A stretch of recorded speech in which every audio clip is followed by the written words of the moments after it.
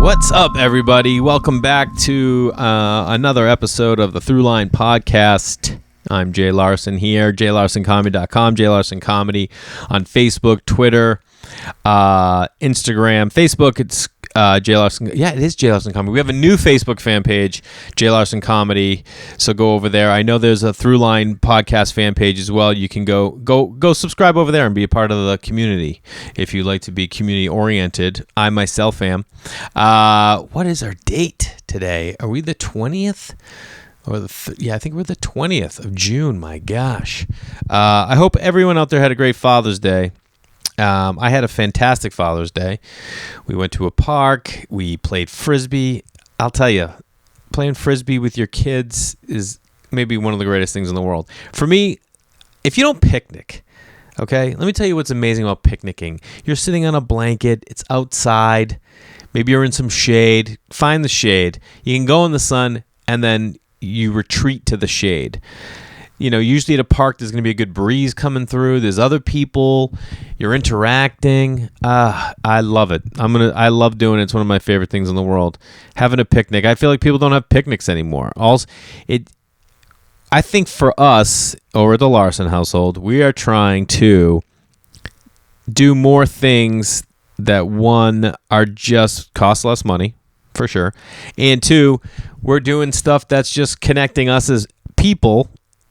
And it used to just be, oh, what's the best restaurant? Where can we go to eat? And I'm like, oh, it's so lame. Like, you get to interact this way. We brought games. We brought coloring. I mean, this is stuff if you have a family. If you have a family, let me know about it. I love to hear about people. That's the other thing. If you ever want to reach out, Holiday Bakery Productions at Gmail.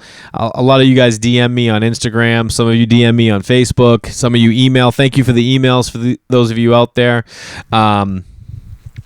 I have some road dates coming up. I'm going to be in Florida, in Naples, at Off the Hook Comedy Club.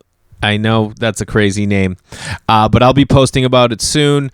I'll have that post up for you guys, and that's going to be in, that's July, August, I believe. And then I'm also coming out to Vermont Comedy Club at the end of the year in December, and I'm also going out to Portland, Oregon, for New Year's Eve. Excited about that. And then there's a couple other road dates that I'll be posting about. Honestly, guys, I always say, check my website. Instagram is normally where I put everything. It's easiest for me. I don't know if you know this. I can't stand technology. I just can't stand it. I don't get it. It's tough for me. We've been paying out the nose for internet. We have a bundle. Do you bundle? I hate it. And I was like, we pay way too much money. So I switched our bundle, and it was way less. Guy comes out. Now my Sonos don't work. I can't get our extends. You got to get an extends because your internet can't reach through 4 rooms. You're just like, well, what are we even doing any of this for? It's like we have all this modern technology that takes so many steps. It took an entire day of my life to make sure that we could get things, and they're not even working. Anyway. Reach out to me through any of those. So it's always easier for me to use Instagram because it's the one thing. It's right there. Boom, boom. I can do everything off my phone.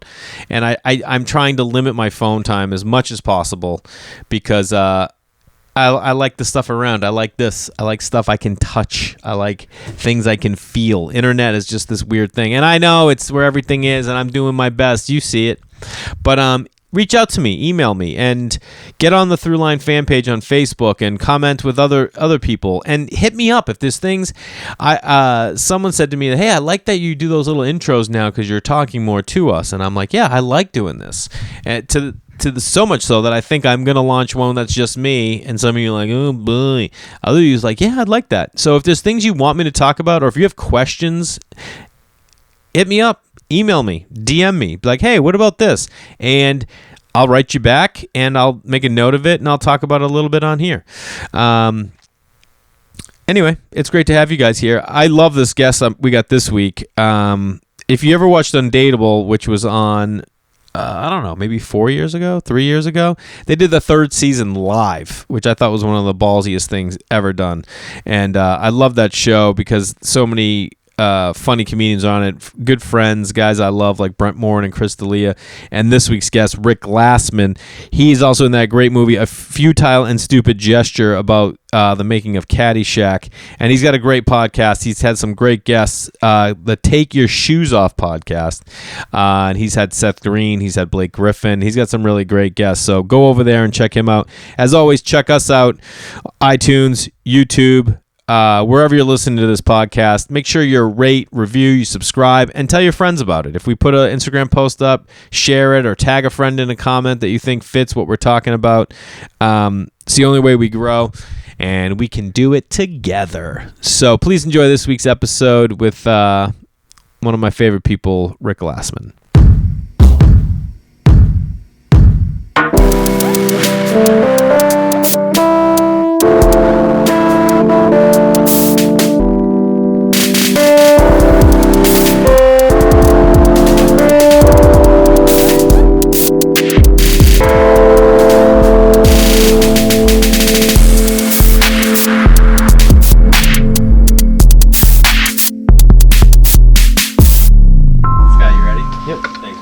What's my frame? Well, what's that? I saw it.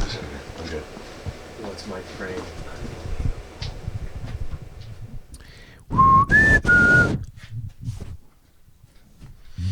You're the first guest who's literally asked, "What's my frame?" on the camera. Like, do you want to know what your range is? Like, if you want to get up and like, are you gonna break dance at any point?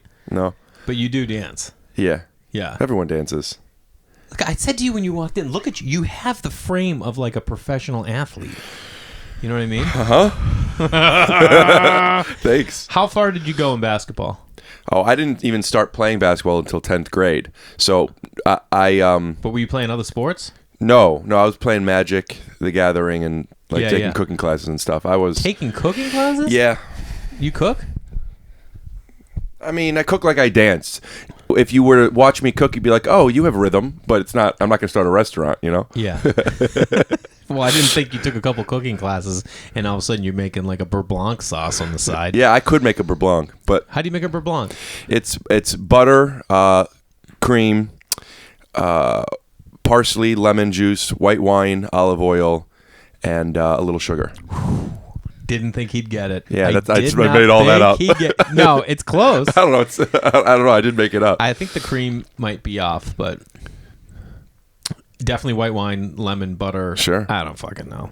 Yeah. Either way, I was impressed for a second there. Do you do a cold open? Like, do you find a joy, and then the theme song comes in? Yes. So you want the theme song to come in on a punchline or something, right? No. Oh, it just comes in at a break. Yeah, this is, like I said to you earlier, I'm not going to be editing anything. So if you're going to take moments like this that most people would edit out, just try to minimize them. You know what I mean? Listen, man, this is literally your house. I'm so glad you're here, man. Yeah. I'm so glad you're here. Thanks. But you put up videos of you playing hoops and you ball. I'm a good basketball player. So did you ever make the high school team, or did you try Yeah, out? I made the high school team. Mm-hmm. I made the high school team because the coaches were kind. Mm-hmm. In ninth grade, I had to go to a special school for a little bit. For what? Before that, I was in to deal with your rage. No. Maybe. Well, I don't even know if you have rage. I think it'd be interesting. I like to approach every interview like I don't really, even things that I do know about you, which I definitely want to talk about, because is there anything we can't talk about? No. I don't think so. Yeah, you're an open book. But try not to say the N-word, You know what I'm saying? Our sponsors would be very upset. But we've had conversations before about many different things, so I want to dive into those. But why? Okay. What special school were you in? I was in some learning disabled classes, and then there's 2 tiers. I still don't really understand it, and I think it's because I have the perception of an 8th grader still in that part of my life, because I never revisited it. So to my understanding as a child, there was learning disabled classes, and then there was the other, the real learning disabled, or whatever this was. And I was here. Then were you learning disabled, or were you just autistic? Well, I don't know. I mean, or fringe.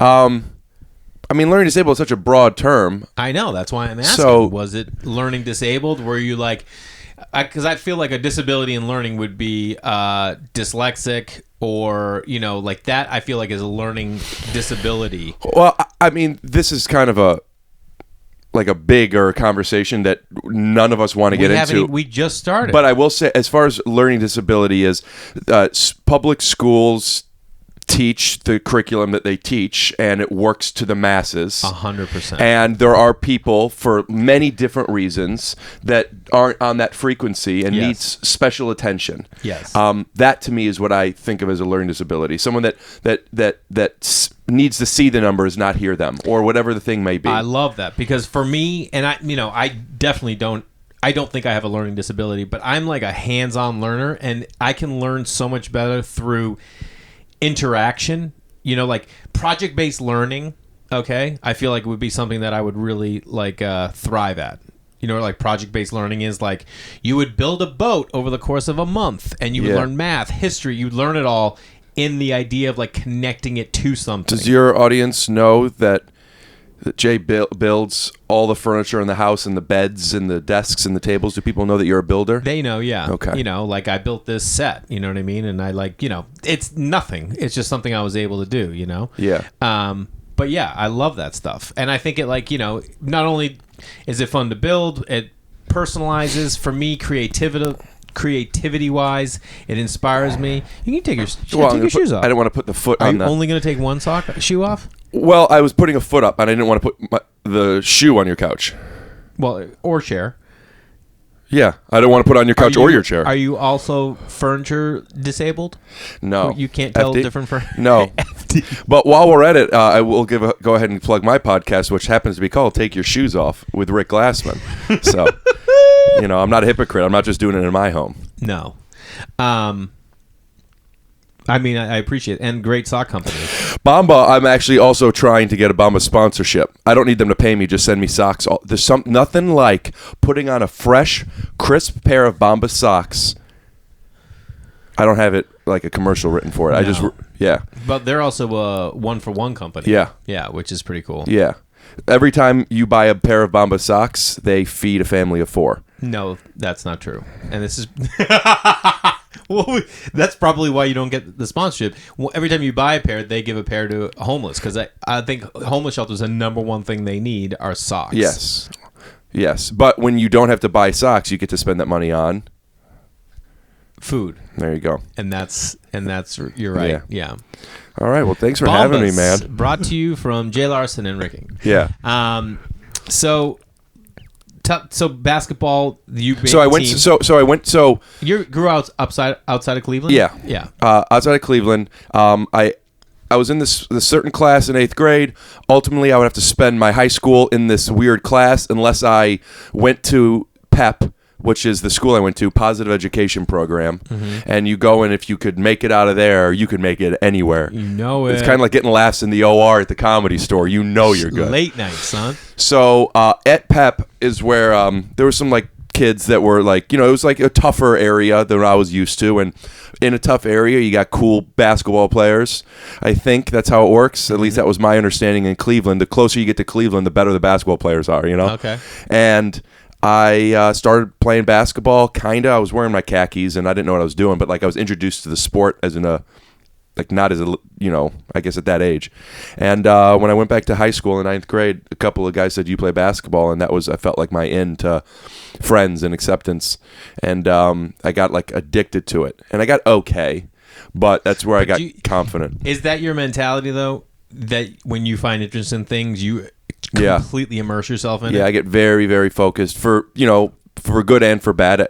Other things outside of that narrow focus fall to the wayside, and I can't prioritize well. So if I get lucky and I'm working on something that matters, like a relationship, myself, or a career, then it's like great. But when I'm focusing on learning how to solve a Rubik's cube or how to build a website or whatever it is that ultimately I still don't know how to code or anything, I just spend all my time on one thing. And well, okay, because I know you. How quickly can you solve a Rubik's cube? Like under a minute?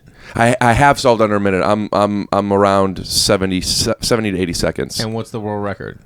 Under 5 seconds. No way. It's crazy. from like completely. Yeah. Well, the way they do it for competitions, the clock doesn't start until you move it. So people take the cube and they could examine it, and they have the ability to see. I could see a few moves ahead. They have the ability to see the cube. There are even some where they examine it for 2 minutes or so, and then they put a blindfold on, and then just do it blindfolded because they know where everything is. It's fucking crazy. You know what? There's like simple things. Someone came up with the Rubik's Cube like, hey, this is a fun thing. Of course. And now people are like, check this shit out, bro. Like the guy that came up with the Rubik's Cube, I think it was Henry Rubik, he was probably a smart man, but like he couldn't do it that fast. I don't think. I mean, no disrespect to him. Yeah. I'm sure that like wasn't his plan, you know. Like plan wasn't like, hey, let me crush this. Yeah, thing. like Leroy Neiman, not Neiman. That's a shirt. Who created basketball? What's his name again? I can't remember. Leroy Neiman. That's not it. It's something like that, right? From what, Neiman Marcus? I don't know. Sure, it could be. Fuck. What's his name? Well, whoever created it, you know, he's not Duncan. No. You know what I mean? It's like the guy who makes it and then someone perfects it. Rain in half quarters. Yeah, exactly. Gotta look it up. Why do you have to know so bad? Because don't you love the idea of not knowing? No. I love it. Tell me a couple of things that you don't know that you love that you don't know. Well, for this, I'm like, what do I really need to know the guy who... James Naismith. Naismith. Whatever. Yeah. You were real close with who? Fucking Leroy Shelley Neiman. Duncan from Duncan Lines. I liked how you had Duncan in your head because I said he's not Duncan. Yeah. So did you play basketball after high school then? Yeah. And so in college, I got good, dude. I was like dunking on people and like, fuck you, man. First of all, that's not getting good. What the hell is going on? You watched a lot of mixtapes. Did you play in college? I played. I'm an intramural champion in a D1 school, and I got to play with the team sometimes. Well, you know, what school? Kinda Kent State. Kent State. Yeah. All right. So then you would in intramurals, you were just crushing. There were guys. I mean, there was a lot of good basketball players there. And if you've never played intramurals, the bigger the school and the bigger the basketball program, the better the intramurals because it's guys that like love basketball, but like guys who would try to walk on, who just like, oh, let's play intramurals, right? Did you walk on? No, I tried. I went 2 years to try to walk on. Really? Yeah. What's that like? Oh, it's like the first time you test for a show where it's like, what, this could make my life, you know? Yeah. And people are watching. It was the most nerve-wracking. I remember there was a moment where it was a fast break and I was driving down the court and I fell and I tripped or I fell on, I don't know if it was someone else's fault or mine, but I do know that like that's not the time to fall. You know, go around him even if I did run into him, you know? Yeah. And as I was falling, I like threw the ball so it didn't go out of bounds to someone, and I threw a bullet to a dude's chest behind my back who was driving and made a layup, and a few people you know, and then some people knew that it was an accident, and this is probably the first time I've ever admit, because I've said that no, I knew exactly. I mean, I didn't mean to fall, but I knew. But yeah, so the pass was to Ricky Brooks. Shout out to Ricky Brooks. What's up, Ricky? It was an accident. I just fell and I got lucky with it. But yeah, leave that story in. But I mean, were coaches like noting after that, like, damn, this kid's probably got vision? not. Probably not. You know? Did you ever get close? What did they tell you? How do you? Nobody made it. Nobody made it. No one made it. Yeah, when I tried out. That's crazy because you see all these things all the time. He's like, and he was a walk-on here. Yeah, but those people are, you know, not me. You have to be. If you're not going to get recruited, that it's because they didn't see you or you got so much better. You know what I mean? I'm like a 6'3" Jewish guy who's just happens to be oddly still very good at basketball and coordinated. You still playing in men's league now? Yeah, but everything hurts. I mean, how old are you? 34. Yeah, I could play 40. What do you mean? My body hurts. I just had shoulder surgery and hernia 3 hernias last year. I have arthritis in my right elbow. I could complain for the rest of this podcast. You're 34, but you're really like a 68-year-old Jewish guy. Yeah, I'm like a 34-year-old Jewish guy. I'm like a 68-year-old not Jewish guy. Yeah, totally. Yeah. Theme song. If it's not too late. Welcome to the Thruline. That's crazy. Do you love sports otherwise? Did you play any other sports? That's the only one? Basketball. I have a very intimate relationship with basketball because of what it it was the first time I saw myself getting good at something and people valuing me for it. Yeah. And I have this narrative, like even talking to you right now, I'm a very good basketball player. I'm how good am I? Yeah. I mean, I'm real good. Yeah. But no, I can't be that as good as I think I am. I can't be. Yeah. I just am better than comedians. Well, yeah. I'm not playing against real competition No, but anymore. you're the dude, like, if you're down the park and you see a guy shooting around, you're like, oh, that dude's nasty. I don't know if you would see that I was nasty from shooting around. I think you got to see how quick my first step is. You Euro step? I drive hard. I actually got kicked out of a basketball game not a couple years ago.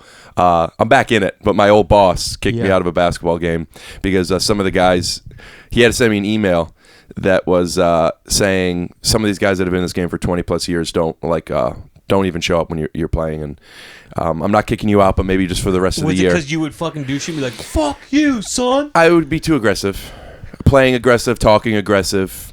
I don't think of it as aggressive. I think of it as respect. Were you the best player there? When I'm at my best, I'm the best player there, usually, but I'm not usually at my best. There's a few guys that are real good. Yeah. There's some guys that, still play D1. There's some ex-pros, and then there's a lot of 50-year-old comedy writers, and I'm playing all of them the same exact way, just bodying them up and pushing them and stepping over them and trying to dunk, and it's unnecessary. And they're like, fuck this. Just, man, just like, I don't have the instinct to... Basketball is an exercise. These are guys trying to get away from their kids for a couple hours and just have a good time. For me, this is where I'm going to have friends and I'm going to make the team, or whatever. Like I don't want to sit and like at school, if you lose, you have to wait a whole bunch of games. So you want to win no matter what. When you play against girls, it doesn't matter that they're girls. You trap them in the corner and like I got next. Yeah. And over the past few years, I've come into some more self-awareness. I didn't even realize I was crossing the line for people. Yeah. And how long? How long did it go on before they said, "Bro"? I was in the game for years, so I don't know if it was a slow build or something happened. And I think that people did it go from like 5-on-5 to like 3-on-3 because so many people are like, nah. No, this is a game where there's always 15 people. It's an invite-only game. There's a long list, gotcha. And you never have more than a one-game wait. They don't. Yeah, it's a very well-organized pickup game by someone who rents a gym. It's exactly what you want in Los Angeles. An indoor gym. It's weekly, the same time. It's it's a good place to network. A lot of showrunners are in it. There's Division I athletes in it. It's like exactly what you want to be in. And I'm just fucking really taking advantage of just a hoop game. Are you calling charges? No. Are you giving charges? I mean, no. I'm sure. Is there a ref? There's no ref. It's just pickup. Yeah. It's pickup basketball. Pick up 5-on-5 in a gym. Yeah. I mean, you could have a ref. I mean, I got to be honest with you. He's got a lot of money, and it's crazy that he hasn't considered getting a ref, and I'm actually going to bring that up to him. I'd have a ref. I'd have a scorer keeping stats. That's what my that's just a league. What do you mean that's what your dad did? My father-in-law still does the score. He's like the head referee. I'm pretty sure. Like he keeps the official stats. Like when there's a foul on number 3, when they look over the guy, they go 3, boom. That's my father-in-law. He's like, okay. For what? For kind Division of games? I at Marist College. Really? Yeah. He's always at the same school. Yeah. That's where they live. So he lives up there, and he's like been involved in basketball forever. Like he used to coach AAU with my wife and her sister. Her sister played D1. Your wife coached AAU? No, played. I think she was a coach's kid. You know what I mean? But but she could box out. That's for damn sure. But how do you know that? Because we've played hoops together. She dominates. You probably like to have her on your team. But yeah, I always love that I'm like, like you always have, or at least I do, retirement jobs that like I fantasize about. Like a starter at a golf course or a marshal who just drives around the cart and sits under a tree like, how you guys doing today? That's like a dream job for me. And like my father-in-law's, his is sitting there doing the scorer's table. He's got a bag of candy there with the guy who's next to him doing whatever else that guy does, official scoring, and he does official like bookkeeping, whatever.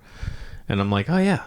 You just get away, like, he does the men's and women's home games for Marist College. And so what? That's probably like 32 games a year. He gets to go watch basketball, be right there. Yeah. Best seats in the house. You're at half How's his court. body having to run up and down the court? He doesn't run up. He sits at the table. Oh, he's right, the right, official right, scorer. right, right, He's right. the guy that you're like, Yeah, hey, I was blocking misunderstanding. 3, and he's like, okay, number 3. That's their first foul. You know, a lot of fun. You have like a dream retirement job? I'm doing my dream. I'm trying to do my dream job. Like, No, this but is the dream retirement job. I'm saying when this is done. I'm doing that too. What is it? Why do you think I'm able to come here in the no afternoon kidding. on a weekday? I know, but that's I'm the best retired, thing. kind of. No, I don't. You woke up at noon. Yeah. I mean, let's get back to this because we've talked of it. So do you know if you are borderline autistic? Or I've been diagnosed with level 1 autism. what level does it ASD. go to? There's 3 levels. There's 3 levels. Level 1 autism is what is commonly known as Asperger's syndrome. Okay. Asperger's But is there's levels of that as well, no? yeah. I mean, it's a spectrum. It doesn't mean how far you are on the spectrum of high versus low functioning or ability. It's literally on this spectrum. There's so many different things that you could have where it's almost like your DNA a little bit. For example, as a kid, I had give me some examples. This fascinates me. Obsessive compulsive disorder.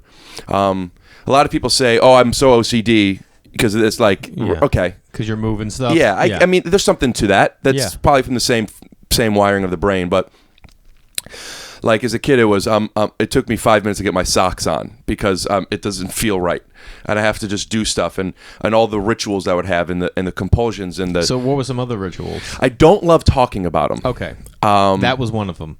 No. One of the rituals is like, I don't talk about my rituals. I guess I could talk a little. I get it. You don't have to. I just had a lot of things that took time for me personally, meaning leaving the house. Well, yes, but that's not what I meant. I meant took time as in for someone who could just brush their teeth and walk out the door.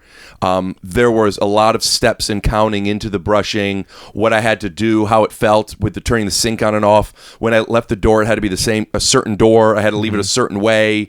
It would just take a very, very long time, which is exhausting. Yeah. But past just the personal side of that, there was also things that inevitably involved other people, because if somebody touched me, I'd have to touch them back, not in a competitive way, just in an even numbers kind of way.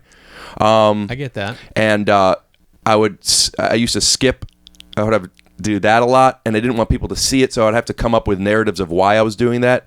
I remember for the skip one, I realized, well, when people leave, sometimes that, all right, man, like they'd be like, all right, and they skip on their way off. So when I felt this need to skip, I would end the conversation and then just jog off, starting with a skip. Like I would have to create all of these ways to survive. Which I don't mean to laugh at that in a negative way. Are you able to laugh at it? Because I don't. Yeah, okay. it's it's where I come from. We all have our traumas and our obstacles, and mine was one that just oddly is so illogical for someone who thinks so logically. Yeah. That. Do you think it fueled your want to like be comedic because you just naturally have a comedic sense from this? Yeah.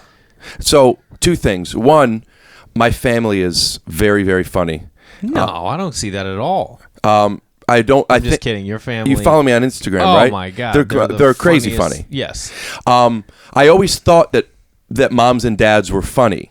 Yeah. Moms and dads. It's funny. They're moms and dads. And then when I got older, and especially when I went to college, and I met more adults with their parents, it's like, oh no, everyone's just dreadfully boring. Yeah. So I come from a very funny family. Your family is full tilt. Yeah. My brother was the funny one. My parents, I wasn't. Yeah. I wasn't always funny. I was always annoying and loud and energetic. And, you had your moments where when people want the energy, it's like, oh, that's a fun thing to be around. So I know that, because I have relatives in my family that have Asperger's. And I know that depending on the levels of it or the extremes or lows, it can be trying on parents. Yeah. In as much as it's just more work, not trying that you would, did your parents, because they have such great sense of humor, like, were they good with it? How did they handle it? I was diagnosed with different things here and there, the ADDs, the ADHDs, the different medications, and blah, blah, blah, blah, blah. Autism wasn't widely known at the time. It wasn't in the medical journals until 93. I was taking medications by then anyway. For other things? For the ADHD? Yeah, or whatever the other things were that they thought it might be. Because back in the 70s or 60s, they'd just be like, he's Jewish. I have a joke. Where it turns out I'm autistic. My whole life I just thought I was Jewish. Yeah. I mean, there is also a lot of neuroses in there. And yeah. So my parents, they did a fantastic job, and who knows what to do with any kid, let alone one where they don't know what exactly is going on. But my version of learning disabilities were very specific to learning as what I've been learning about autism now. Oh, this makes a lot of sense. It was more. I needed a little bit more. Makes a lot of sense in like, oh, I understand why I did X. The obstacles I had as a kid that I've adapted through and learned tools to be what I think people refer to as very high functioning, because I know I don't come off as an autistic person unless you really get to know me. It depends. Yeah. You can't make those jokes. And Is that inappropriate? Yeah. No, I'm just kidding. I know. But because you know what? I never knew it about you until like I would see you and I was like, this dude's so funny. And do you remember like the first time I met you? Do you remember the first time we met? I remember the first time you told me you thought I was funny, which was at the West Side Theater, but I don't remember where we met. I feel like we met like you and Brent. I was doing Conan and you and Brent were freaking lot rats. Remember when you and Brent were just lot rats and you would just hang out on the lot because you guys had a TV show, so you just show up? Yeah, and Brent worked at Conan, so we would go, and then I became friends. I would go to Conan all the time and just watch the guests and stuff. It was very cool. That's right. You guys had the coolest life going. That was cool. You were young, you had a TV show, and you just run around the lot. Lot rats, yeah. That's a cool term. And you guys like showed up in my green room, and I'm like, what's up, boys? And you're like, hey, what's going on? And you're like, I'm going to go run out and grab some meat. Do you want anything? I'm like, who the fuck is this guy? I'm like, who is this?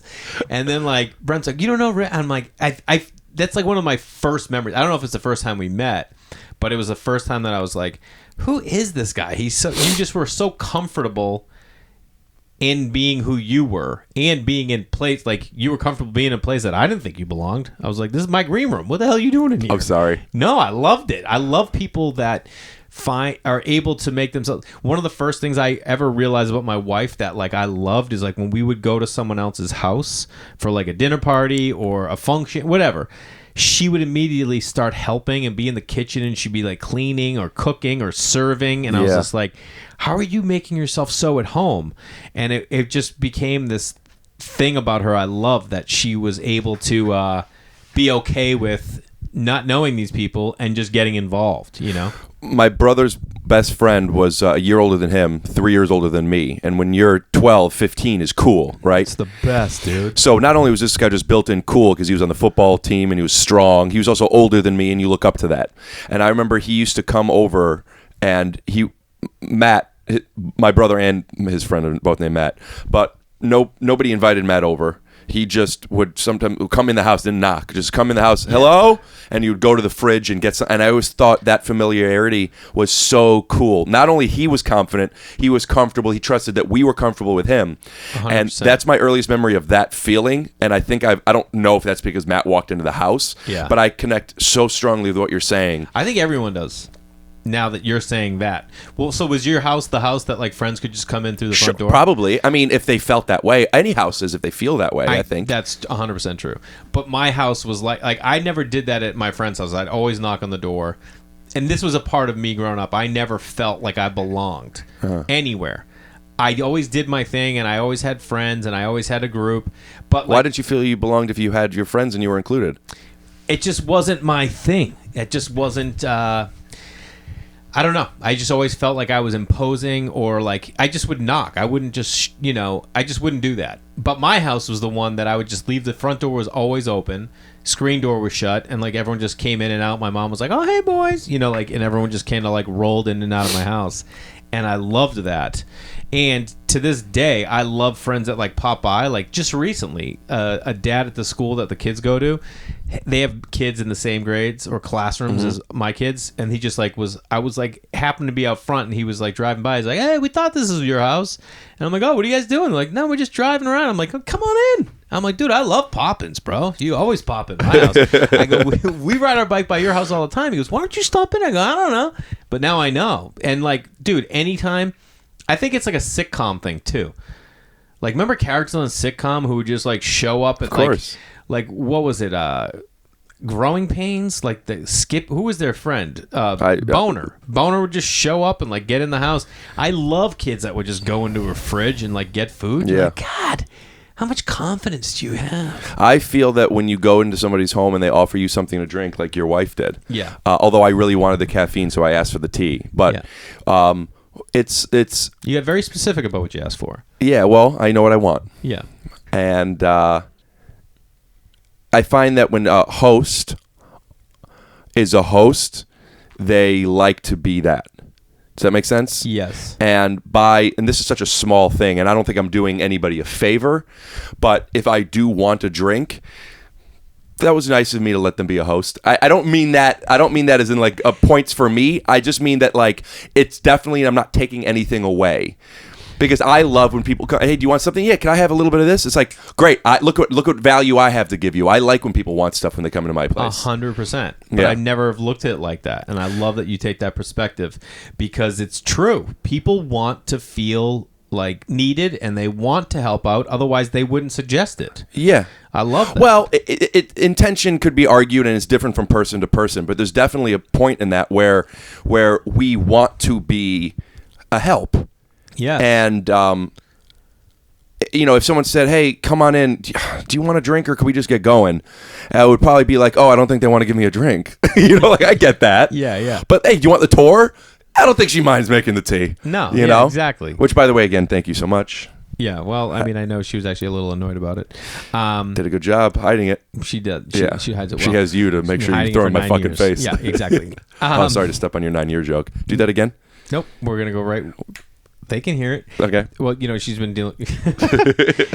No, it's like in the same way, like, I love being around people who are assholes and rude because the second you're an asshole or rude to me, I'm like, oh, I can just be that way to you. I have so many thoughts on this. I'm like, oh, okay, you're a douche. Done, bro. So that's what you want to be that, but you feel you can't be until someone opens the door. I don't want to be a douche. Then why are you saying good? I get to be one now. Because what I'm saying is if someone's rude and an asshole, usually like in strangers or public situations, you just ignore it. People ignore it like, oh, that guy was a dick. Not me. Oh, you're saying you like the competition and the not a confrontation. I just am like, I love the confrontation. That's you like the competition. You're going to too. be a dick. I am. Yeah, I'm like, because you know you're good at it. Yes, I could beat you. That's competitive. Sure, I'm gonna out funny you. I'm gonna out. But it's not to. It's just to say like, oh, if this is how you're gonna treat people, then just this is how you want to be treated. Yeah, you're East Perfect. Coast. And when people are super nice, like I love when I'm out in public. The other day, I'm like riding my bike with Kate. We're going to pick the kids up at school, and this family, 2 kids and 2 adults, are walking on the sidewalk, and we were trying to get off the sidewalk on the street, so we got to take a little stretch of sidewalk. I'm sorry, I'm not able to visualize what you're doing, and I'm gonna have to ask you to do it again, and either slower or differently. You're taking a bike. We're on our bikes. Okay, you guys are on the bikes. Riding down a sidewalk. Okay. There's a family walking towards us. On the sidewalk. On the sidewalk. They have the right of way. Yes. Right. 2 kids, 2 adults. We are just taking the stretch of sidewalk because we couldn't get onto the street, and we're just going to take this till we get on the street. Right. So I see the family coming at us, and I go, let me get those high fives, and I put my hand out, kid high five, and then it comes the adults, and the adults were like, yeah, high fives, high five, and I felt amazing. It was the best. And they just now have now they're seeing the world a different way. They're like, oh God, well, who was that guy on the bike? They just gave us all high fives. Now people could take that another way and be like, who don't fucking touch my, it could be whatever. So it's the same thing as like, if they're seeing someone be nice and they're like, oh yeah, let's do that back. So, I don't know why I projected that story was going to end in, I guess because we were talking about confrontation. Yeah, no, I know.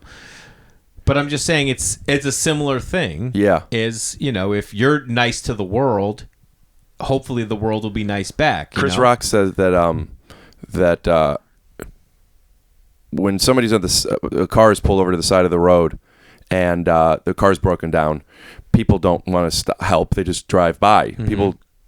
But when you see somebody who's out trying to fix their car, raise the car themselves to change the tire, whatever, you have more of an instinct of wanting to help those people. And he said that we don't want to help people that could help we don't want to help people unless we see them trying to help themselves. Does that make sense? Oh, yeah. And I feel that's a similar. I get that. But I feel it's a similar thing in perspective, which is it has nothing to do with my time and energy of working with you or helping you. It's how much I like you or trust you or want to be around you. And when people give high fives and are happy, yeah, I do think it. Like, if I'm walking down the street and somebody randomly gives me a high five, even though there's part of me that doesn't want to touch his little greasy hands, I'll probably fist him or whatever. But it's just like... You mean fist bump? I'd fist bump him. Yeah, fist bump. But yeah, that wasn't the instinct. When you fist someone, or there's just a difference. But yeah, it does get me. It makes me feel like, yeah, you know what? People are good.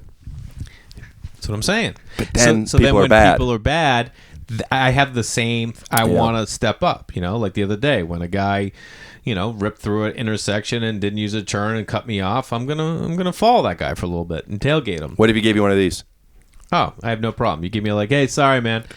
That's one of my favorite things to do. Is there are times I'm not perfect. I make mistakes. I'll cut someone off because I didn't see him, or I'll realize that it wasn't a four-way stop, and I immediately am oh my god, hey, sorry. There's nothing better than being oh, I was wrong, and let them know they're wrong, and they see you and they go, hey, it's cool, dude.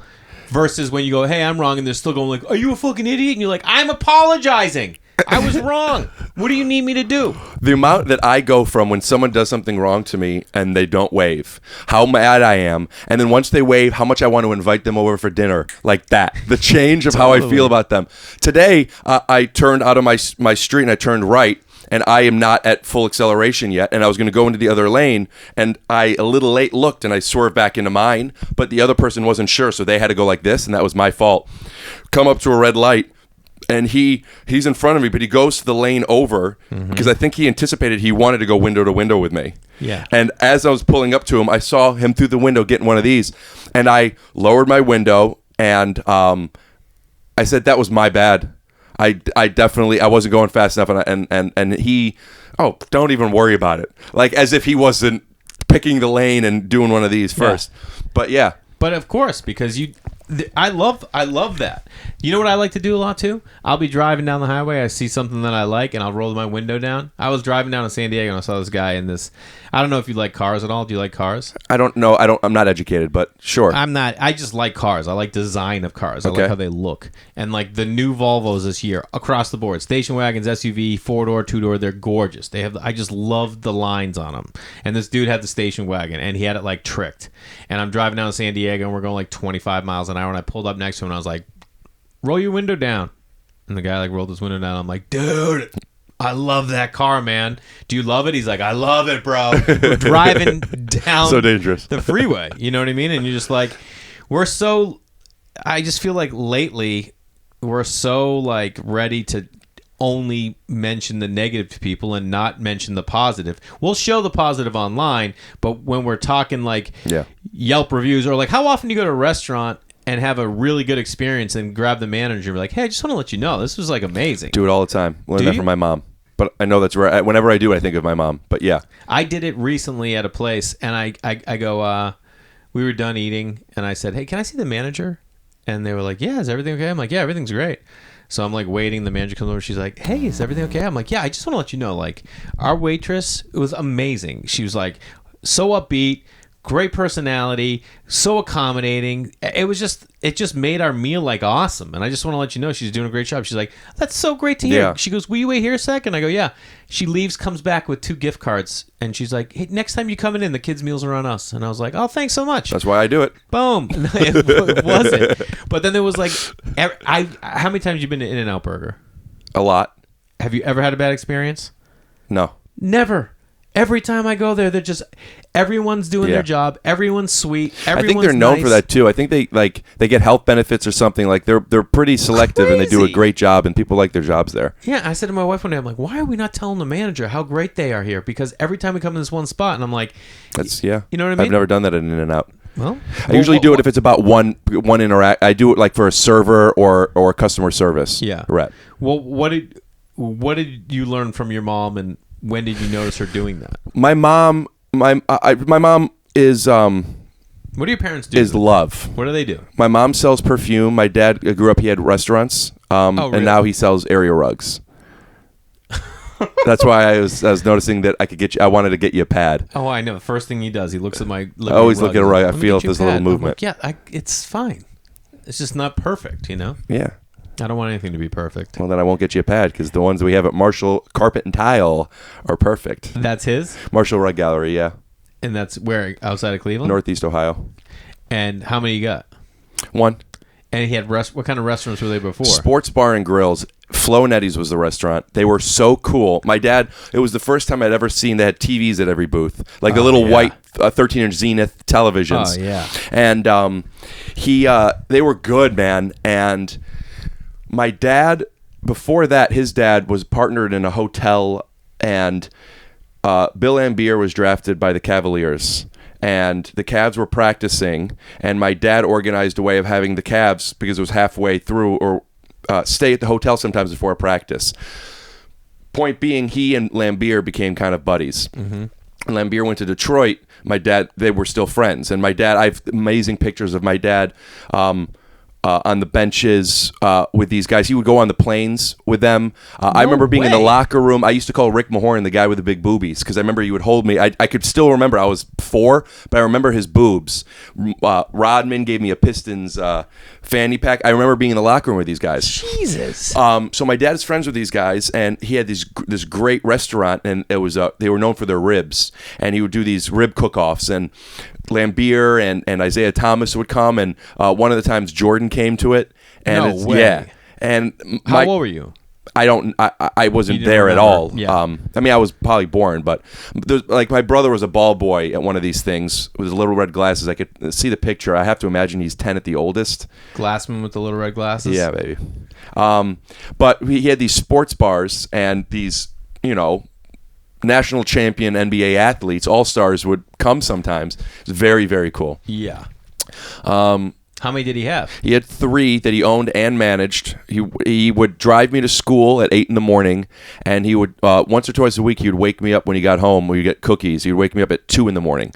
So my dad is, he got 6. He was home for 6 hours. I don't know how much he slept. I don't know how he did it. It was crazy. 7 days a week. 3 restaurants, and he always told me, us to do whatever you want to do, don't get in the restaurant business. Incidentally, that's what my brother does now, and he works those hours. Yeah. And you ever been to the Greyhound in Highland Park? Shout out to the Greyhound. No. Oh, no, you're a part owner there, right? He has a bar next to it called ETA that I am. Yeah. But the Greyhound I'm not. And he's opening his 3rd one now.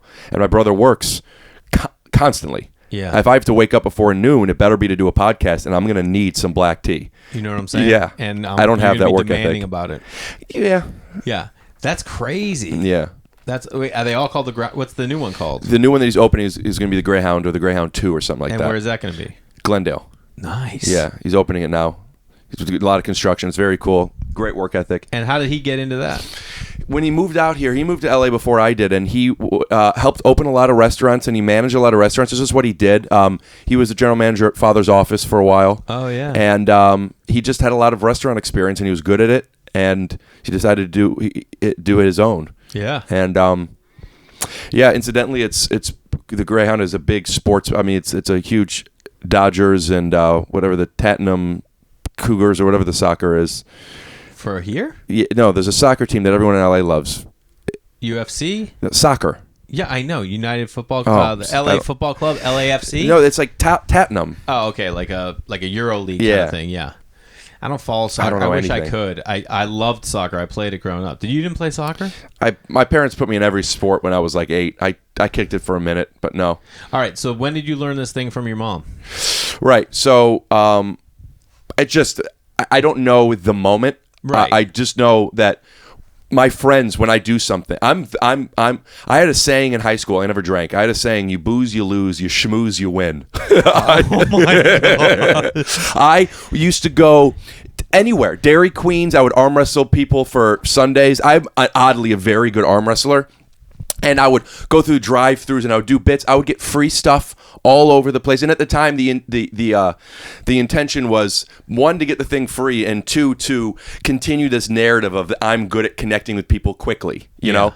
So hold on. When did you become 6'3"? Were you like short and scrawny as a freshman, or like had you? I was tall, like from jump. No, I got tall in like 8th or 9th grade. Okay. I was tall in high school. Because I just picture this like little scrawny kid walking through school, going up to like athletes, like, "You booze, you lose, Shawnee. You schmooze, you win. How you doing, Mrs. Carpenter?" Yeah, but I was in the special classes. I wasn't like the kiss ass getting the good grades. Yeah. Those guys that I was telling that to were like, "All right, man." But my friends still, when I do something, like they'll say Debbie Glassman. Whenever I do something, they'll say, because it's like here's a great example. And I'm good at it, and I do it. But sometimes I defer it to my mom. My mom will still do things for me. If you want to change your flight, yeah, you have to pay the difference, and you have to pay you don't have to pay $200 fees with my mom. There's no fees. You change your planes, you change your plane. We were at Universal Studios, and we don't want to wait in line. And my mom, and I've done this a couple of times too, and I say this because I want to show that I could do this. But my mom's the queen. Goes up, does her thing. We don't wait in lines at Universal Studios with my mom. What does she do? Well, at Universal Studios, it's all different, and this is, I mean, it's literally, but it's kind of a microcosm. Yeah, but she's just a saleswoman, and she connects with people honestly and genuinely. And at Universal, there's passwords for every ride, and the password changes every day, so you can't reuse this. But for every ride, there's a different password. You go up to Jurassic Park and you say bibbidi bobbidi, and they go, yeah, right this way. There's one of those. For whatever reason, they use that for people. We didn't know that. But my mom had said, listen, I'm leaving tomorrow. We're only here for X hours. We want to go on a few of these rides. Is there anything? I know what I'm asking. It's ridiculous. Is there any way we could just... And then they yeah, that's fine. And then we walked through, and she says, by the way, because my mom said how much of a Harry Potter fan she is, and we want to be able to wait in line and that. And she said, by the way, if you say bibbidi bobbidi or the hot dog's always purple or whatever the thing is, you'll get in free. You'll get in. So now we got these passwords. So now we go Jurassic Park, then we go to Harry Potter, and then for the other rides, we just now say I go up to them and I go, Hocus Pocus. I don't remember what I know. There's a password, and they go, don't worry about it. Just there's a password. They feel is good enough. So I'm pretty good with people. Of course, and I love talking to people. So. My father-in-law is very good at it as well, and he was in sales for a long time. And when we moved into this place, my father-in-law was like, "I'm going to buy you guys a washing machine and a dryer." Because they have like a hookup, and he's like, "I want to buy those for you guys." And we're like, "Joe," and he's like, "No, I want to do that. It's like my it was like a wedding gift kind of thing." And there's a place down here you can buy used. We're not buying brand new, And so we go in there, and it's this older Asian guy, and he's very blunt and very direct. And my father-in-law, we're all looking around, we're like, yeah, these are nice, And he's like, all right. And then my father-in-law was like, okay, so what, we talking to the guys like, what can you do? And he's like, no, that's the price. He goes, yeah, but what, could you do a little something? We're gonna get the set. He's like, nope. He's like, I'm sure you want to move them off the floor. There's a lot of stuff. He's like, nope, that's the price. And he goes, maybe you could take the tax off. Maybe you could take the. I mean, he tried every angle with this guy, and this guy did not bend. And we end up paying full price. And I said to him, I go home, I go, Joe, man, you really tried it. He goes, I don't know. I mean, I think he cave a little bit or something. But like, I know. And then like 4 years later, something broke on like the dryer, right? So we need to have like the dryer fixed. And so I like look up, I'm like, hey, what was that place? And I look it up, and I start seeing like the Yelp reviews, and they're all 1 star or no stars. And they're like, the rudest guy. I mean, because he was just like, nope. And I was like, Kate, look at this. How hilarious is this? I go, it wasn't your dad. I'm like, it's just this dude. And then he gave us a new dryer. Like, I got him to crack a little bit as a person when he came, because he came to the house to fix it. Yeah, I ended up getting a new one. I paid for a new one. Okay. Kate and I paid for a new one, and they took the dryer away, and he came in, and I was like, what's it, just you? You're doing it all. You're answering the phone, you're picking up, you're dropping off. He's like, I know. And I ended up talking to him, like, let me get your water. You want a water? He's like, no. I'm like, what, you're one of these guys who doesn't take a water? Let me make you water. I'm like, I go right off the tap, though. I'm like, what do you think, I'm doing something fancy? We're going right off the tap here. And he's like, all right, I'll take some water. I'm like, ice cubes, and we icing it up. I go, how do you feel? I mean, like, you're in that truck. It's not a long drive. And then I got the guy to, like, just crack a little bit. I'm like, this guy doesn't crack with anybody. Probably because he busted his ass to get to where he was in this world. Anyway. Yeah, I love that stuff. Yeah, it's the best. Yeah. Why not talk to people and get them going and fired up? I dated a girl. Shout out to Jackie Tone. We're still friends. And are you friends with a lot of your exes? That's the only one I'm still friends with. Yeah. There's one that I would be like that, but we're not. Yeah. They're not bad. It's just we don't talk to each other. Yeah. And Jackie is very much like my mom in this, and I think it's part of what I liked when I met her. But she has in her car just bags of things, and we were at, like what? We went to get coffee, and there was a woman in the coffee shop, and she was cold. You could tell she was cold because she was. If I were directing her, I'd say it's a little much. You know what I mean? We get it. Jackie. This isn't a stage play. Jackie. Yeah. Well, it was very. It's man. I mean, it was. Even what Jackie did was very stage play. She goes to her car and she gets a blanket for her, and she gives her a blanket. Now, this is a weird gift for somebody. Yeah. If somebody's on the side of the road, homeless, they would probably take it. But even there, it still sometimes could be a little uncomfortable assumption. She has a way of, it may have actually even been a jacket, actually. I think the blanket was a different thing. She has a way of not just seeing what people want. Or need. Giving it to them in a way to where it's like you're saying, listen, take the water. You don't drink water, you don't want a little ice? Take a little ice. It's no longer like I feel I'm taking something. It's this where it's an experience. Yeah. And she goes and she gives the woman the jacket, and not only is it sweet that Jackie has the jacket, it's funny and so ridiculous. She loves giving jackets or shoes or whatever the thing may be. Yeah. She used to, maybe she still does, but she has a lot of friends that are like celebrities and get gifted things a lot. Mm-hmm. And what Jackie used to do was she would go and clean people's closets, and she would then sell that stuff at consignment shops or on eBay, and she would take a percentage or whatever, Yeah. But she has in her car all this amazing gear, and then every now and then she just gives it to people. And it's just so cute. Oh, that's got to be the best. I had a pair of shoes that I still, now when I want to get rid of stuff, I say, Jack, help me with this because there's certain things I don't wear anymore, but I'm not going to throw it out. Where do I go with this? And she just takes it and she's going to drop it off wherever. And I had a pair of shoes, and she told me this story where I found somebody take your shoes. And it was like at 1 a.m. It wasn't under a bridge, but she went through a bridge and stopped right by the bridge, and there was someone on the side of the road who she saw a toe sticking out or whatever. She noticed, and it's like, that's very sweet of you and cute that you want to tell me that you're at a bridge at 1 a.m. somewhere. You don't get relax. Yeah. But yeah, she drive by and chuck them out the window. Throw them out the window or something. No, but it was great, and they fit. Like as if I'm thinking, oh, I'm glad, I love these shoes. I want them to have a good home. Yeah, it's totally.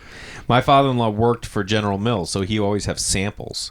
So he gives everyone samples, dude. Of like cereal? Of like, no. Of like cereal bars, you know what I mean? Like little bars, little like packet, like fruit snack, whatever it is. You're very close with your father-in-law. You've brought him up numerous times on and off the podcast. Yeah, he's a great dude.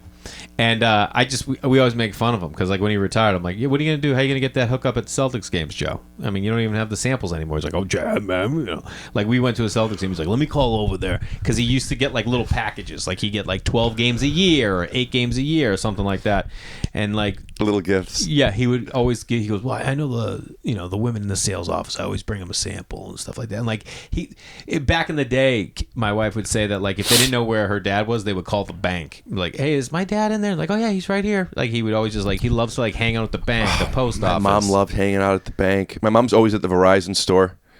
The Verizon. She's always at the Verizon store, and she also, by the way, little Sprint. perfumes. She has Sprint. Where does she sell perfume? Like in a mall? Yeah, I think Macy's or Dillard's or whatever. But she has all these little testers and samples, and she's always. That's one of her moves when she calls someplace. If like, Mom, I couldn't get the whatever. Could you help me out here? My mom, she would just let. I'm going to bring you gifts. I have little perfumes, blah, blah, blah. Excuse me. I remember I was home sick in Cleveland, and I had to fly the next day or in 2 days. So we were going to go to the emergency room because it was whatever hour and something was going on. And I'm like, I'll just wait to go to the doctor tomorrow. But I was really not feeling well. I don't want to wait. These lines are like 2-3 hours. My mom calls up and blah, blah, blah, blah, blah, does her shtick. My son's on a TV show, okay? And we have you heard of blah, blah, blah, blah, blah? I don't know if they did or not, but we have our boss gave us T-shirts to give to people. I have some. We're going to bring you a T-shirt, okay? And even if you can't do anything, that's fine. But whatever it was, I was sick, but I go there and there is a huge line, and I go to the front because my mom told me to, and I said, "Hi, Rick," and I go right in. In the emergency room. Oh my God! Because my mom got it. People want gifts. Yeah. It's when you go to a basketball game and they drop from the ceiling the little parachutes that have a lottery ticket, or $1 off a taco, and people are throwing their kids to get this free. Who gives a shit? But when someone says it's free, you're winning something. Yeah. Yeah. It's a good point. Or when they get that T-shirt cannon out, people go bananas. I am one of those people. I go nuts for it. I need the shirt. Cut off it? Of course. I'm not wearing these big boxy shirts that shrink like that are hard as cardboard. Every now and then I'll make a cutoff out of it, but I don't want it. But in the moment, you think you do. But how many times have you cut it off? I've gotten a fair amount of times. I will get the shooter's attention or the thrower's attention. How? From hey, you have good seats. Hey, you just do it. Hey, and then you get them, and once they look at you, you have. Whatever it is you try to. Like, all right, let's see. Yeah. If you're throwing shirts and someone says, "Hey," and you look at them and they give you a little shake, you throw them a shirt. You're like, "Fuck, that guy deserves a shirt." I have a question for you. Yeah. Someone who's been podcasting for a long time, like you. It's hurting so bad. Everything hurts. So Jewish. I'm fairly new to this game. Again, Take Your Shoes Off podcast. It's fantastic. Just had Blake Griffin on the other day. It's great. I sometimes get a little self-conscious about the level of funny to not. And I think what this medium is, unless you edit it down to take in the gold, it's not going to be, we're not doing characters. Yeah. It's a conversation. But sometimes I feel like, and I am projecting this, but this isn't about you, this is about me. Yeah, I think this is what I think. Like, in this whole time that like we've been talking, I've been thinking like, oh man, you have an interesting perspective on autism and Asperger's, and on that spectrum, things that people might not understand. Every day we all go into restaurants and we don't understand what it's like to own a restaurant, so it's an interesting perspective. We've all watched TV shows. We don't know what people go through. Hearing about people's family and parents. We all have parents, and it's interesting. We all, just as much as people want to listen, get a free T-shirt, they're listening to free content, and on their ride they decide like, sure. Hopefully the people that are listening are like, oh, I like the way Jay takes a interview.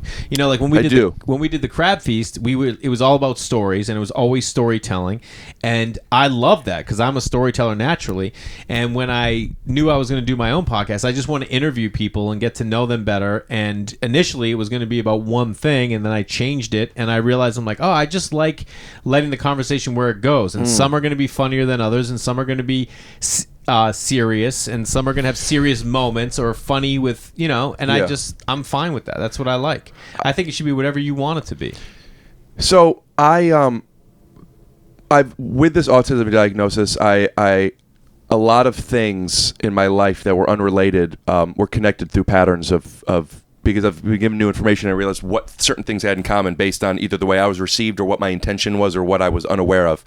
And there were a lot of patterns since I was a kid, and one of which that I discovered about myself was, my stand-up fairly. I mean, you've seen it enough times where it's a simple explanation that I've heard from a lot of people would be just calling it weird. I'm weird. I'm not trying to be weird. Where the disconnect often happens is a lot of people think I'm trying to fuck with people. I've been compared to Andy Kaufman a fair amount, and I think the intention with him is a little bit different, where I want people to know what I'm doing. They just don't. For the longest time, I didn't know that they didn't. I don't know how I'm being received, and a common symptom of, I guess I should say, a trait of autism is having a difficult time recognizing that people are thinking differently than you. A lot of times that's misunderstood as lack of empathy, where I'm not feeling what you're feeling. But that's not what it is. It's when I'm funny, I'm funny. When I feel like I'm not being funny, I'm not funny. So when I think I'm being funny, I don't recognize that there's other perspectives. Rick's being annoying. It's inappropriate to do jokes right now. That was funny, but now it's too much. Whatever it is, I just put on what other, and it wasn't that I think that you're thinking this. I didn't have the intuition to recognize there are additional perspectives. That's why a lot of times it could be very direct and sharp. If you were to say you're going to take the Pacific Coast Highway up to Sunset and then turn right, and that's wrong. You get on the 405. I don't realize that, maybe you want the scenic route. Does that make sense? I feel like I'm being too many words with this. Yeah, I mean, put it this way. It's an example of like, yeah, we're comedians, but I still post food pics on my Instagram. You know why? Because we all eat, and I'm a human being. And if people are interested in the human being, they're just like, oh, wait, you're cooking. I should cook more. You know what I mean? I come from this idea that in comedy, in acting, in writing, I'm just always trying to give people a perspective of like, hey, why don't you do this with your life? Why don't you try this? Because I think that my approach on life and how I like attack life is interesting, and I like seeing people and talking to them about what they think is interesting. Yeah. And if people don't dig that, you're gonna find your audience. You just figure out what you want to do. I mean, you don't write your comedy because of what you think people are going to think. I want to finish. Funny. I went off course with the. How are you on time? We're great. All right. I want to contextualize what the point of what I was saying, which is, as we all probably have, developed comedy as a defense and a way of for me, it was both getting attention and deflecting attention, depending on the situation. But more so, the deflection of it, I've learned recently. People always thought I was odd and weird, and I never knew that. My whole life, I always thought I was this funny, charming guy, and it turns out I'm just annoying everybody. I didn't know, I really didn't know that. And it wasn't like, looking back, I didn't have friends. I didn't know that. Yeah. Because people weren't mean to me. I was never bullied. I just wasn't included in things. Subconsciously, I probably picked up on it, but I used to call this my one friend, and I've talked about this on a podcast before, so I'm comfortable saying his name, David Price. I called him every week for probably a year, and he never could. There was always a different reason. I couldn't take the hint because he never said, Rick, I just am not interested in playing with you. Yeah. I later learned that I was either annoying people or I like to wrestle and I get too physical with people and people didn't feel safe, whatever it may have been. Cut to, I'm now 30 years old, and I'm finding out when I'm getting kicked out of a basketball game and a poker game, and I'm blacklisted from taking classes at the Groundlings, which is fucking mental. I've never smoked a cigarette in my life. I'm kicked out of school. I've been kicked out of everything, right? Yeah. And then I realized, oh my God, am I wrong? I'm hysterical. Yeah. Am I wrong? So what I learned was this weird thing that I'm doing. Everyone, as far as stand-up and the comedy that I'm controlling, people always thought this thing of me. So I, without realizing it, found a brand of comedy that was, if you're going to think this way about me, it's going to be because I'm in control of it. So I am going to beat you to the punch. I'm going to be smarter than you and know it before you and do this intentionally. So now I'm falling asleep on stage and doing bits that don't make sense, and then still the Comedy Store refuses. They don't even let me. I used to work there. I answered the phones at the Comedy Store. For how long? Not long, a little over a year. But friends and family, and doing at the Comedy Store, for those who don't know, it's probably one of the coolest clubs for sure in the country. And everyone who works there is an employee. Most people who work there is a comedian, and they try to work their way up and answering the doors or the phones or whatever.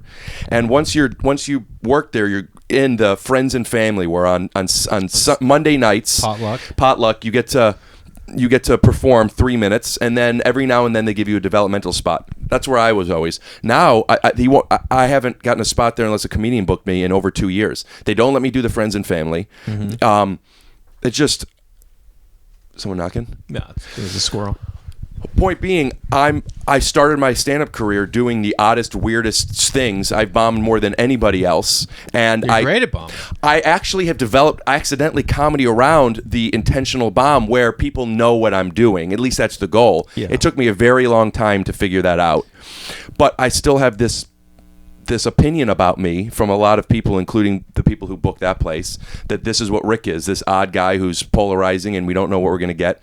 And so I've been doing stand-up for 12 years now. It wasn't until the past 2 years where I started to realize what I was doing and why I was doing it. And since then, I've learned, like even now I'm saying so many words and I'm so insecure about talking too much about this. No, but I'm just wondering, what is your final point or point of this, Right. So when emotionally, when I'm doing something for a while and there's not a lot of bits that I'm in control of, I start to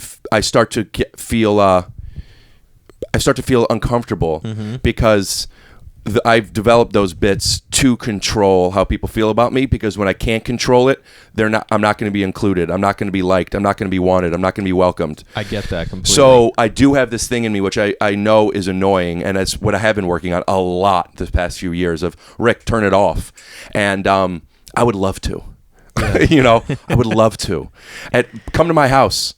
I'm off. Yeah. You know what I mean? But here, I need to survive, and wrongly... I mean, even right here doing this podcast? Again, two things. One, I'm more aware of myself, and two, I'm comfortable and safe with you. Yeah. So no, but there is still a big part of me where it's just like, I know I could do bits. I know I could be funny, and then I'm going to watch this, and I'm going to be so annoyed with myself. See, I see people sometimes, like when I sit down, like they're like trying for bits, but I just am not looking for bits. I think if funny happens, we're going to happen. I subscribe to the idea that if you're a comedian and I'm a comedian, funny things are going to happen. We can talk about funny things. Whether we like continue them and like make it like, oh yeah, let's just fuck around for the hour. That's a great place to live, dude. That's cool. Otherwise, let's just talk, because people at the end of the day are interesting, and you're going to say stuff that like. That whole rant that you just went on, I'm sure there are people right now like, dude, what is this guy? What is he saying? I'm just picturing everyone fast forwarding and so annoyed with me. And I know that is the case. I'm sure sometimes it's not. See, I had, I went through social anxiety for a long time. And honestly, when it ended for me? And this is, people having a kid. Don't care. No, when I quit booze. I would be at functions with comedians. When did that happen? 9 months ago. When I would be at functions with people and... any comedians around and shit, felt so much pressure. I'm like, that guy doesn't like me. Was I rude to him before? I think I was rude to him. I don't think he liked. And I just like play it out. I'm like, I'll have a drink, just chill out. Yeah. Or like I used to smoke cigarettes to like be able to just go away from a party so I could just go smoke a cigarette, and then I'm like, I'll just hang with smokers, and then we'll have something in common. We have cigarettes in common. So it's like I think everyone battles anxiety, and especially like trying to be social, What are you dealing with, pain right now? So much. Really? This. What, in your shoulder? This up here, yeah. Constantly. What was the shoulder surgery? Okay, I'm going to answer you, but because of what we're talking about, I want to just kind of dissect this. Yeah, go ahead. Fuck the What shoulder. was the shoulder surgery? Here's my instinct that I've learned to censor. Here's my instinct. My instinct was to say to you, who gives a shit? But what I've learned is that means now I'm negating you. I'm making it seem like what you want to know is unimportant, and you don't matter. And in my head, I never realized that. I used to do things like that. But the who gives a shit was really about me anticipating, okay, I know the beats of this story. It doesn't matter. Nobody cares. Maybe they do, maybe they don't, but that's my feeling. I'm calculating everything all the time of what's worth it, what's not. And it's exhausting. But do you think that's the autism, or do you think that's Los Angeles and you trying to get ahead? I know it's not the latter. Okay. So then autism. I don't know if it's autism. I do know the part in autism that it is, which is me being very confident wrongly that what I think is what you think. And if I know something, you know it. So it's not interesting. My comedy suffers from this. A lot of times I will go up on stage. To me, there's like eight kind of jokes, but the biggest one is the left turn, right? And blah, blah, blah, blah, blah, blah, blah. Yeah, so I just made out with this girl. She was beautiful, yeah. Anyway, now I'm embarrassed to be around my grandma. Yeah. And that's, oh my God, he was making out with his grandma, right? Yeah. So by design, especially in a comedy club, the cadence alone, people know where it's coming. So I am anticipating where the turn is. So I assume the audience does. Two things. One, they're not in my head. They don't know my joke. And two, they're not around comedy all the time. So a lot of times for me, the best left turn is to go straight. And I have I used to do this joke that was, guy walks into a doctor's office. There's actually bad news and good news. The bad news is you have strep throat, but the good news is that the insurance will cover it and it'll be fine. And I used to think that was the funny, and it never worked, and I never figured out why. People just, wait, where's the joke? And to me, we knew there was a joke, point being, whatever I'm thinking, you're thinking. And that gets in my way a lot. And when I'm thinking, I don't care about this because I went through it and I talked about it before. Right, but I think as far as comedy goes, the reason comedians are on stage is because what they're thinking, no one else is thinking, or they know how to manipulate words so that people that are listening aren't thinking them, or they are thinking it, but we're just 2 steps ahead, and so their brain isn't caught up to it yet. So because we're leading them down this trail, their brain wants it to be something, and then we make it that thing. Yeah. And they're like, holy shit, I was gonna, like, they don't have time to think, shit, I was gonna say that, because we're on to the next thing. You know what I mean? Logically, that makes sense. Because I see some comedians that I'm like, Jesus, could you hit this any more over the head? Like, I'm like, I see what you're doing, and I see that you're hitting it over the head. Then there are other comics that I'm like, I'm laughing at throwaways because I just think it's funny. Yeah, you have a palate for that, though. Yes, Same. big time. I never wanted my comedy to be something that everyone was going to laugh at. I used to say to people, I'm like, I want my comedy to be the kind of thing that people go home at night, they go to lean over to turn out the light, and they think of something I said, and they start laughing then. But then I started realizing I don't care about what anyone thinks. I see situations that I think are funny, and then I know that I'll find a way to make them funny. Right. And I hope that, like, now I'm just like, I feel like I've just been doing it long enough that, you know, and like you said, if you can make people laugh in the OR, I've been getting so comfortable. The OR used to be a place where I was like, you gotta do your best stuff, bro. You gotta do your best stuff. And like recently, I get up on stage and I open with a joke I had never told. It happened that day. I went right into it and it crushed. And I just remember being like, oh, yeah, I can do that now. Yeah, I'm so excited to maybe one day be able to do that there. Yeah, well, maybe you'll have that opportunity again. You know what I'm excited about? Being able to someday have a TV show that actually shoots live in the 3rd season that no one's done in probably 50 years. And, you know, being a groundbreaking thing to get a ton of money that I can, like, live off of for the next 3 years. Yeah. So, you know, grass is always greener. And I would love to be in a Caddyshack-based movie. You know what I mean? Yeah. Like you were. Yeah. Yeah. Yeah, and get to go play pickup basketball games with guys that won't even take meetings with me. Yeah, and guys that actually they say, we'll take meetings with him, but we can't have him around socially. Yeah. I don't want to play basketball with him, even though he thinks that's the best thing he's good at. You know, well, this is also a tough thing in our business is that, like, the social element that gets tied into, like, what your craft is and what your art is. And, like, oh, yeah, but do I like this guy? Whereas, like, I went on a meeting yesterday, and I'm like, this guy clearly likes me. He follows me. You know what I mean? But do I have the whole package that he can go get a show on the air? No, you know? So, like, there's so much that goes into it. But I think obviously that's what you're working on. It's just, you got to allow yourself. I think the ultimate freedom is just being okay with who you are and knowing that it's okay. With all the obstacles I've been talking about, of things that aren't my strengths, I'm very proud of, and I love how much I love myself and have accepted who I am. The challenge for it was I always have, and then I found out that I was actually more than just what I thought I was, for better or for worse. Just like, I love me, but when if who I am is bothering other people, or more specifically getting in their way when I'm not meaning to, I don't love that about me. Do you know when so I have to discover that. Yes. Do you know when I realized how much people respect you in this business? No. We were on Ocean Park Boulevard out front of that coffee shop. I was at we were all auditioning. There's that audition house right there. Janine McCarthy. Huh? Janine McCarthy. Was that the woman's name? She's another casting director. She's not in that office, though. Oh, I remember being outside. Anyway. Yes, and this woman came down and was talking to us and talking to you. And it's the woman that cast you in that Netflix movie. Oh, Allison Jones. That wasn't Allison Jones, was it? Allison Jones was who cast me. Oh.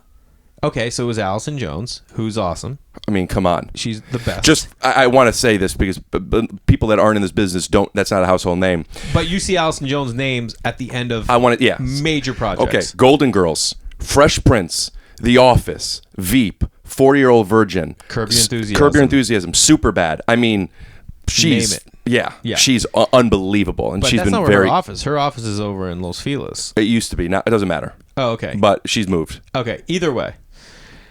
And we're all talking. She's the one who cast you in that Netflix movie. Yeah. Okay, so we're all talking, and I'm just being a comic.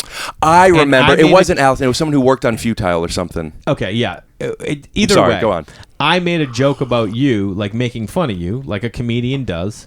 And this woman turned to me and like didn't defend you as if to say like don't make fun of anyone. She defended you like he is talented. There's a reason he works, and I remember just being like, oh, like she wasn't mad at me, you know what I mean? But she just took this stance like, oh no, I would never view Rick in that manner. And I was like, I wanted to like stop him and be like, hey, I love Rick. Are you kidding me? We were just in his car talking about like a TV show for him. And it was just like eye-opening. I'm like, oh yeah, that's great that people view you and respect you in that manner. Nice. That they were like immediately like, oh, I would defend him. Even though like this woman clearly didn't know that all I do is fuck with people, you know?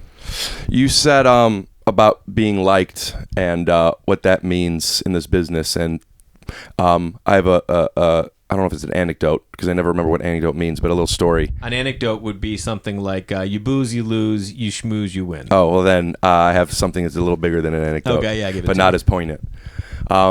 Dax Shepard is who I know through my ex and have since become friends with, is my role model. Like I don't do you know Dax? I don't know him personally, no, but everything I see about him comes off as positivity and like It's crazy. caring, sweet human And being. so smart. I find that that recovering addicts have something in common, which is a certain level of emotional maturity that even if we're not on the same frequency, I could at least listen to you. Yeah.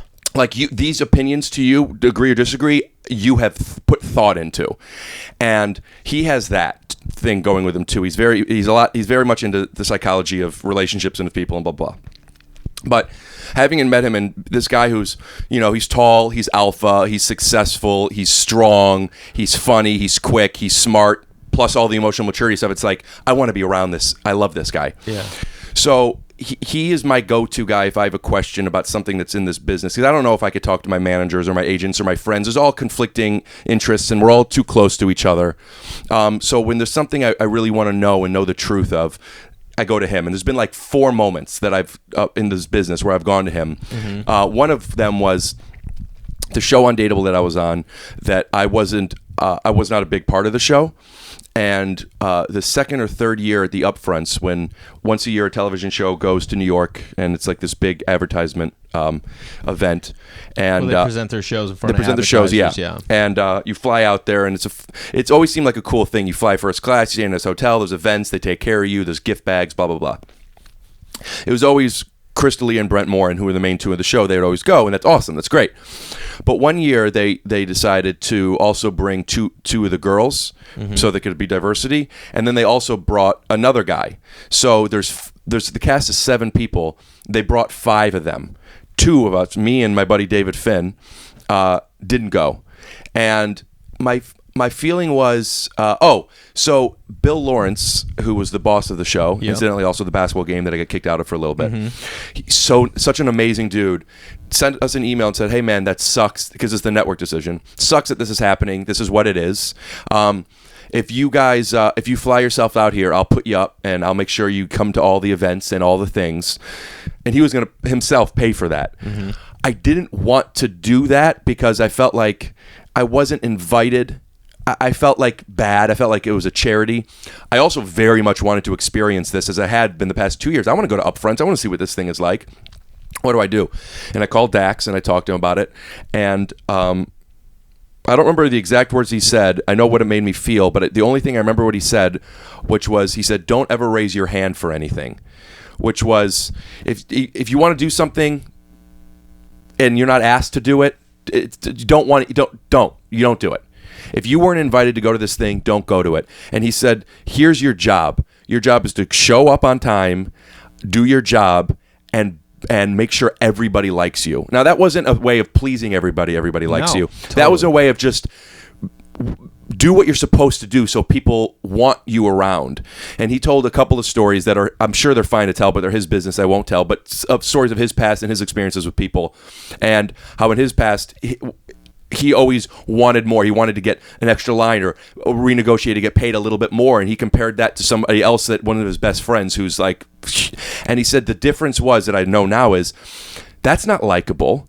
People want to be around people that they like. I mean, talent is important, but I mean, personally, if I were casting something, I would rather put someone that I know that maybe isn't as talented that I like than someone I don't. You just want to be around that.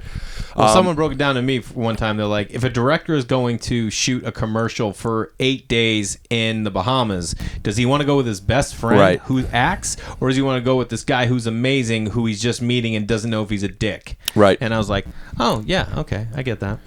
That did a big thing for me. That is a very concise way of saying it. That did a big thing for me because when I was on that show, I had some ego issues where I wasn't talking much and I didn't think my lines were funny, and my best friends are on the show and they're all talking a lot.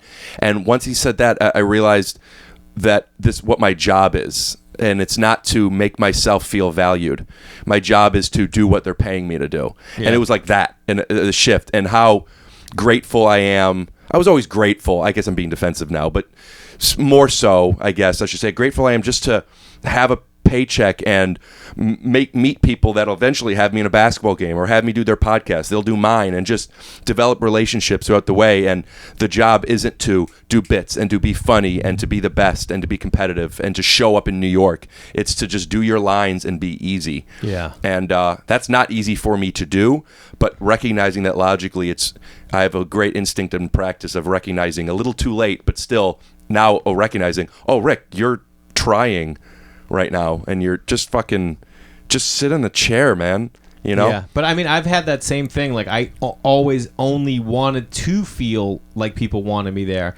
That's why I was interested to hear what his advice was going to be, because my instinct would be like, yeah, I wouldn't go to that, because I wouldn't want to be anywhere where I would have to wonder every situation if people are like, well, what's he doing here? Uh-huh. So I like that he gave that advice, and I think someone said that to me one time, like, You're worrying about too much. As long as when you leave, everyone's like, that guy was great. Yeah, he did his lines. He did exactly. Dude, I learned it working with David Lynch. He gave a shit about doing is like, get it done.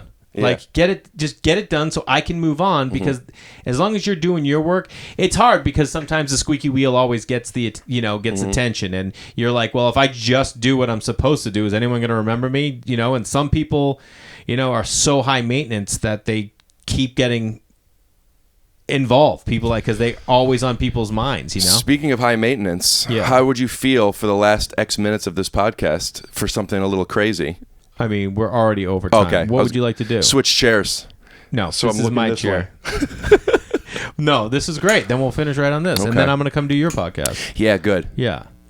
Well, I love you, buddy. I'm so glad that you came by, and Kate was able to make you some tea. Yeah, thank you very much. All right, bud.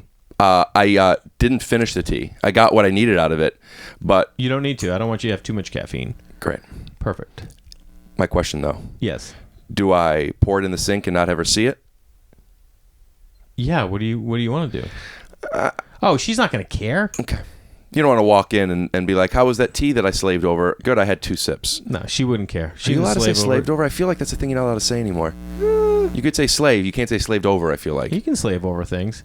Oh, eat this meal. I slaved over it. I think I don't know. Now you got me in rough territory here. Yeah, it's crazy. It's crazy how much I'm on stage now talking about things that are fine, and I'm not entirely present because I'm thinking this PC culture that we're in right now, is this going to be misunderstood? I put a note in my phone. I think it's I don't know if I'll make a bit out of it, but I said deaf, and I'm like, am I allowed to say deaf? Are you allowed to say deaf? I think you are. I mean, I think if you say hearing impaired. Maybe you do. But I just explained to my kids recently what deaf, and because we have this one book called Boy, and it's about a boy who can't hear. He's deaf, and he can sign. They say he has dancing hands. So I had explained to the kids this is called sign language, and I'm like, you know how Telma speaks Spanish and she uses Spanish as a language. Music is a language. We talk in a language. There's also a sign language, different things. This means thank you, and different stuff like that. And they were like, I go, so some people can't hear. They're deaf. I go, so think about how lucky it is that you're able to hear things, and then have to break that whole thing down. Anyway, I love you. Thanks so much. And I can't wait to do your podcast. Take Your Shoes Off with Rick Glassman. Check it out if you're Yeah. still listening. You know what I mean? I'm sure a lot of people have tuned out at this point. I've left about 25 minutes It's ago. been 2.5 hours. We're also on YouTube, youtube.com/Rick Glassman. Perfect. But yeah, so I like to end all my podcasts in a certain way that I would like to end yours with. What's that? We do a quick little chair swap. No. All right. Thanks, well, my name is guys. Rick Glassman. Thank you so much, Jay Larson, for having me here on your podcast. Make sure to check out next week's episode with Seth Rogen.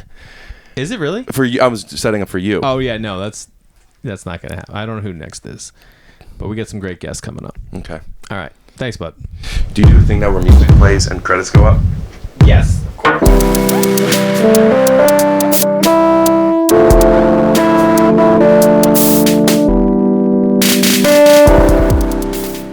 Hope you guys enjoyed that. I love Rick so much, and it's just to get an inside look at his brain and how the brain might work of people that are on the spectrum and are able to be successful and be creative was just awesome of him to open up, and I love him to death. Check out all of his stuff. Again, his podcast, Take Your Shoes Off podcast.